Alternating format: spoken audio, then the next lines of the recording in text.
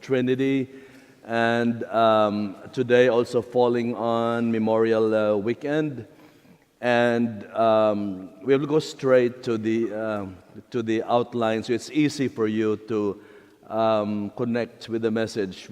These outlines are very important because they make the homily clearer and easy to grasp, and also easy to apply. So first, we will look at the sources of the faith. We begin with the sources of our faith, and that is scriptures, tradition. So how is the Holy Trinity revealed in the Bible from the Old Testament and the New Testament?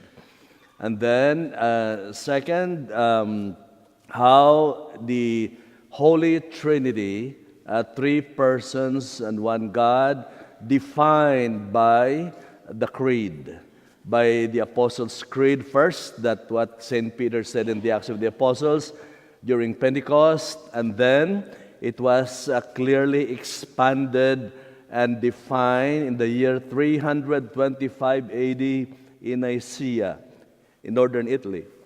There was a need to expand the questions about the personality of Jesus in response to a group, So this was done by the Pope and the bishops of the church in Nicaea. That's what we recite, the Nicene Creed. Then there is a principle that says the Creator is reflected in creation.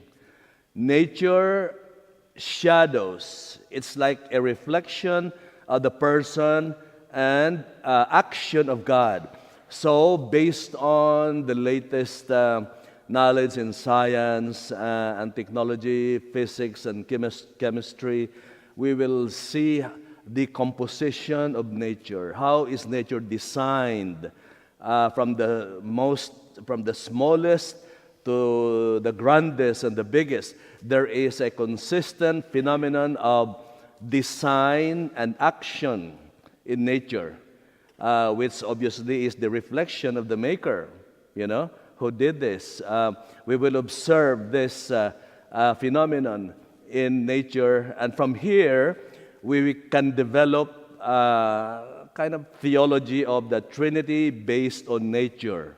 What are the things that we have observed that are relevant to us in our understanding of God reflected in nature? And from there, we will know the secret of peace.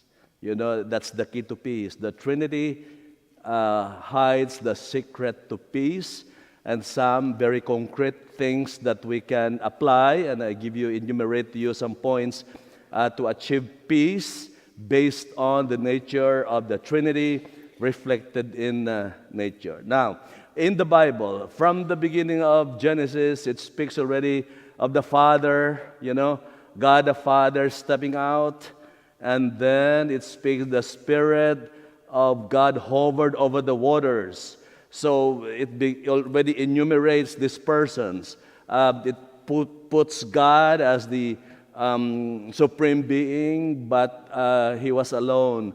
And so creation was a prompting of love in order to pour out and share His goodness to the different levels of things in nature. That's the reason for creation. God wanted to share His person, pour it out so that others can receive it. And from there, it already gives you. And then, of course, the Genesis speaks of, second chapter of Genesis speaks of the Son, the Son of the woman who will be born. So in the very first pages of the Bible, we already have heard of the Father, the Son, and the Holy Spirit. Now, clearly proclaimed by Jesus before the ascension, when He told the apostles, "Go into the world and teach all nations, baptizing them in the name of the Father and the Son and the Holy Spirit." Very clearly defined by Jesus. So now we have, these are the sources of the faith, okay? Again, reflected in the Creed, in the Apostles' Creed, and then later on, the persons in the Nicene Creed. These are the sources of our faith. You know, whenever we want to know about the Catholic faith, we go back to the sources. So we are not teaching our own. We are teaching the tradition and the basic sources of our faith. Now, let's go to nature. You know, what are the latest findings of science on composition and action of things? You will notice one consistent phenomenon in nature. From the smallest to the biggest, it is the same design. Look at the atom. Look at the atom. The atom is a trinity. What is inside the atom? We have protons and neutrons, and then around it are electrons dancing. Right? Most basic, you know, it's a design, it's a dance of three things: a proton, a neutron, electrons. And that's the entire technology, electricity, everything is founded on the atom. Look at the DNA composition. That is our very basic nature that determines our age, our sickness, how long we will live. DNA, the most specific identity of creation is the DNA. It's the same. There are two threads of acids dancing together. They're dancing. You know, there is, you know, there is that design. Look at the solar system. The same thing. It's the sun in the middle, and there are planets dancing around it. Right? So God must be a good dancer. You know? There are planets very specific and very, the precision, absolute precision of these movements of these big planets rolling is specific, night and day, perfectly measured. You know, what a design. You know, and that is the foundation. And then the earth, the planets orbiting also around the sun, that determines night and day, and then the entire orbit, the 30 days, the month, and then the whole year. Perfect precision. You know, the design's amazing. From the smallest. Then you go to the biggest, you know, the galaxies. Our galaxy is Milky Way. It's the same thing. There is a center, and then the planets and all the systems dancing around it. Okay? How many of you like dancing?